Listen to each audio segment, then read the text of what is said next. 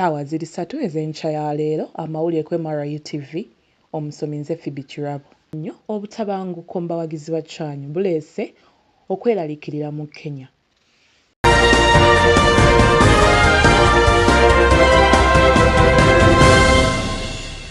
Omupiira gwa Chan mu kibinja A mu kisaawe kya Kasarani mu Morocco ng'esamba Kenya walabiseewo okwegugunga olw'omujjuzo gw'abantu ogulabiddwako. Okutunda tiketi za Chan mu mawanga mu Nairobi kuyimiriziddwa oluvannyuma lw'akavuyo abawagizi b'e Kenya ke balaze ku Morocco ku Sande.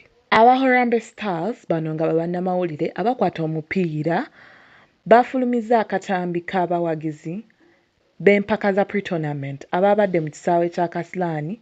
Bano baalabwako nga baleeta obutabanguko wabweru ne munda w'ekifo wakati ng'omupiira tegunnabaawo. Obumu ku butambi obw'okwerinda mwe mwali ekikomera ekitaasobola kusimattuka, omujjuzo gw'abantu abasoba mu 4,000 awamu n'okulumba ebifo ebyali bitegekeddwa ebya bannamawulire n'empuliziganya ku kisaawe. Obukiiko obw'enjawulo n'abawagizi b'ekibiina ky'amawanga ga CAF lutandise okunoonyereza. Ye omwogezi w'olukiiko olufuzi olwa Continental Games yeegaanye ebyasaliddwawo okuyimiriza okutunda tiketi.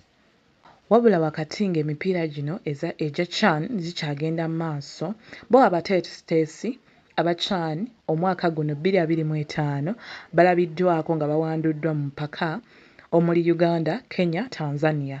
Ate yo Kenya yakucanga fayinalo yaayo ku Moi International Sports Center, Kasarani Stadium mu Nairobi. Ge gabadde amawulire, sigala nga weekomedde ku MRU TV.